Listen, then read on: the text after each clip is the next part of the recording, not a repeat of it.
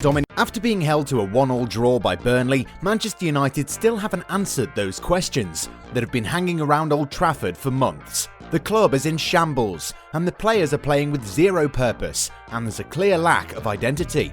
Hakim Ziyesh hasn't represented Morocco for a long time and recently retired from the national side.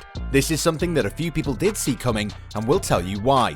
Jodan Shaqiri has effectively ended his time in European football for now after choosing to join MLS franchise Chicago Fire. Borussia Dortmund are all set to be super busy in the upcoming summer transfer window. Meanwhile, the PSG dressing room is convinced that they will teach Real Madrid a lesson in the upcoming Champions League matchup. Before we get started, we want to share the sponsor of today's video. The OneFootball app is the ultimate football platform and is a must-have for every football fan so that you can follow all of your favourite leagues, teams and players all the time right from your phone. You can be sure to turn on notifications for specific players to be instantly alerted when they score a goal or when they're involved in other breaking news. It is the best and easiest way to stay up to date with everything football. Click the link in the description down below to download the app right now. You won't regret it. Like a fine wine, some players do not age. Rather, they get even better, and this is quite noticeable. Every now and then, we see some players who continue to perform even when they're 35 years old. A phenomenon that is growing since players tend to have longer careers than before. Fertile ground for older scorers, Serie A highlights some talented players. Scorer of a brace in the last Madonnina derby, Olivier Giroud has had a solid season with 8 goals in 21 games in all competitions. After signing from Chelsea last summer, the 2018 world champion is slowly but surely adapting to the Italian Championship. His teammate Zlatan Ibrahimovic, who is 40 years old, is doing well too, with 8 goals in 19 matches. The same can be said of Edin Dzeko, who at 35 is still scoring goals for fun at Inter, where he's found the net 13 times in all competitions. Similarly, Domenico Criscito is shining for Genoa and has 6 goals to his name.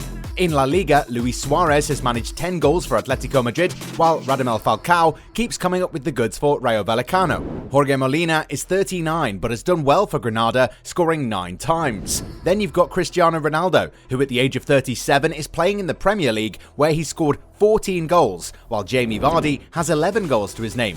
Burak Yilmaz is also in the twilight years of his career, but has done fairly well for Lille, while Youssef Al-Arabi is plundering goals for Olympiacos. I guess that there's an entire continent for old men for whom age is just a number. In conflict with his coach and without an appearance for Morocco since June 2021, Hakim Ziyesh has decided to retire from international football. Here's a little look back at his turbulent history with the Atlas Lions. I will not return to the national team. This is my final decision. Everything is clear to me. I focus on what I do, my club. I will not return to the national team. On the sidelines of the semi-final of the Club World Cup, Hakim Ziyesh decided to drop a small bomb in Moroccan football. In conflict for several months with his coach Vahid Halilhodžić, who accuses him of many behavioural problems with Morocco, the star of Chelsea therefore decided to end his international career at only 28 years old. After 40 games, Ziyesh has missed out on a great career with a country that continues to claim it. But then again, Ziyesh has always had a love-hate relationship with the Moroccan supporters. Since his debut with Morocco in October 2015, Hakim Ziyesh immediately dazzled everyone by his talent, silky left-handed touches, and endowed with an exceptional quality of passing. He quickly became essential for Badou Zaki, former manager of the national side.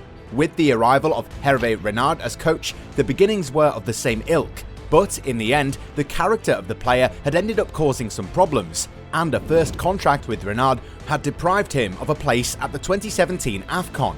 The player did not appreciate not starting the game against Cape Verde, a conflict that would keep Ziyesh away from Morocco for almost a year. But throughout this period, the supporters kept demanding his return, even going so far as to shout his name in each game that the national team played. I'm not going to spend my time in a stadium hearing Ziyesh everywhere. Otherwise, one day, I think you will see me leave and you will be happy. He will come back and I will leave. Several players, including Nabil Dirar and Younes Belhanda, had also been annoyed by the behaviour of the supporters. Eventually, he returned, but things did not improve. Even though he did help the country qualify for the World Cup in Russia, it just wasn't to be. The players' bad behaviour during training and lack of desire in games bothered Halilhodžić, who tried to be patient. But following a session where the Chelsea man refused to train, the Moroccan manager decided to cut him loose, and since then, he hasn't returned.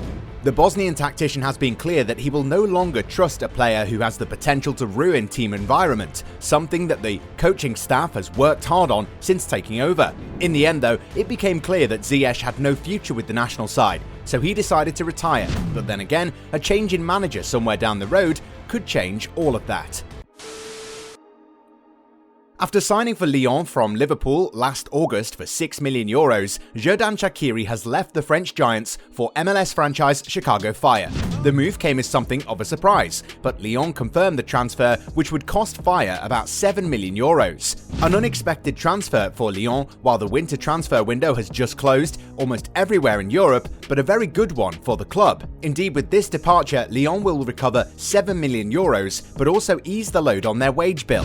Shaqiri earned nearly €300,000 monthly.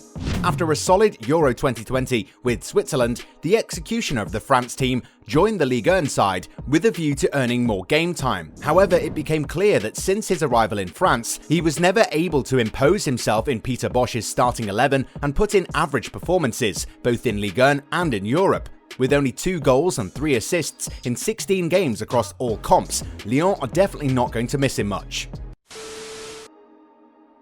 Second in the Bundesliga, despite a fairly unbalanced workforce, Borussia Dortmund want to be better equipped for next season. After retracting Niklas Süle, the Borussians do not want to stop there. By announcing the free arrival of Süle to strengthen their defense next season, Borussia Dortmund have started planning for the 2022-23 season in a good way. The club, who are in second place despite major defensive problems, 36 goals conceded, intend to correct these problems for next season. Coach Marco Rose did not fail to point this out in an interview for Sport Bild.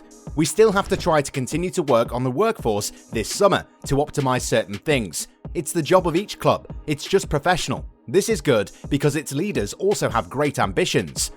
The club is already looking to quickly get a potential move for Erling Haaland sorted out, and the money from that transaction is likely to be used to spend on players who will help the club put in and sustain a title challenge. Nusair Mazraoui is one, and then there's Karim Adeyemi, who's also eager to return to the Bundesliga.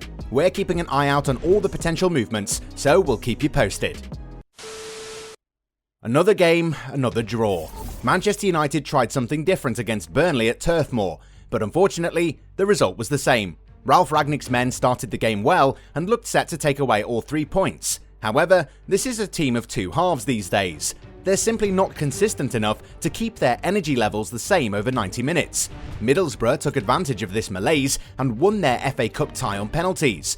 Before Borough, Wolves did the same thing. And a few days back, Burnley, a team that is mired in relegation trouble, helped themselves to a point. They were too good in the second half, and United, in contrast, struggled to create many chances. Of course, there were a couple of disallowed goals, but we can't ignore the fact that United missed out on quite a few chances during the first half, and therein lies the problem. United have not been clinical enough in front of goal, and don't take their chances. They don't score freely, which is fine, but at the same time they have a habit of conceding goals at the worst possible time.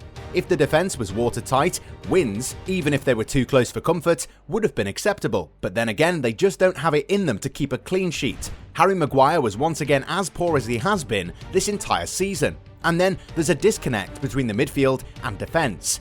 This time around, Cristiano Ronaldo started from the bench, so saying that the Portuguese international is the reason behind their problems would be a bit redundant.